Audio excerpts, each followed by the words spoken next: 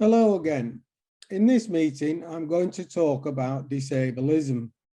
And disableism is about creating a barrier between the able-bodied people and disabled people. So we could imagine this situation as being like being on either side of the Great Wall of China.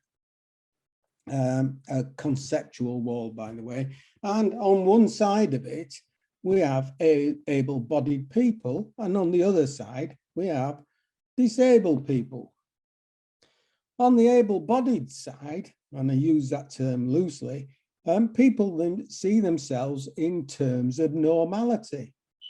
So they actually skew all of society are based around that normality. So it's based upon how able-bodied people appear, how able-bodied people work in the paid labour market, how they are participating within society, how are they contributing through economics, paying taxes, various other things, working hard, helping manufacture goods for consumerism and so on. So they are full participants of a society in many ways.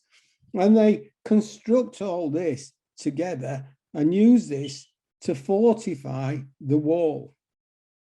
On the other side of the wall, however, we get disabled people. Disabled people, by contrast, are seen as abnormal. They're seen as deviant. They're seen as people with special needs.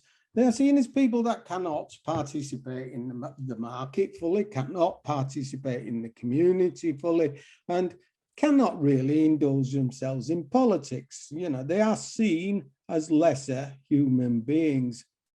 Now, of course, these are not my ideas, and of course, this is not true, but this is what happens, and if not to the full open extent, it happens. There are remnants of those trains of thoughts that exist in societies wherever you are today.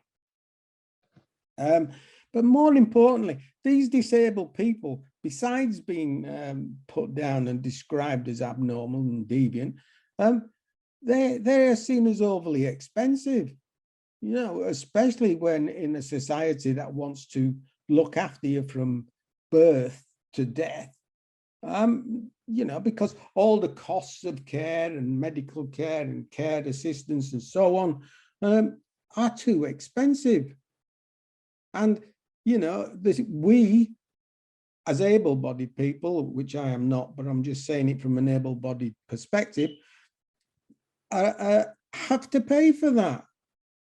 Have to pay for that through our taxation, through everything else. So it's a very skewed perspective altogether. And it's a very patronizing perspective because it fails to realize that disabled people can participate fully in society, can contribute towards taxation, pay taxes, work, various other aspects, all the way down the line. And they can contribute intellectually, contribute politically, which is not the same thing, I would add, but that's aside.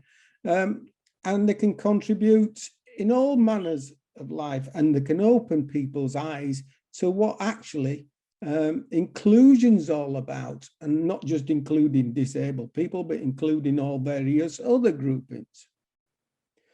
And on that point, I'm going to leave this little one because I'm going to pursue inclusion even more, and I will pursue the idea of disability justice after that.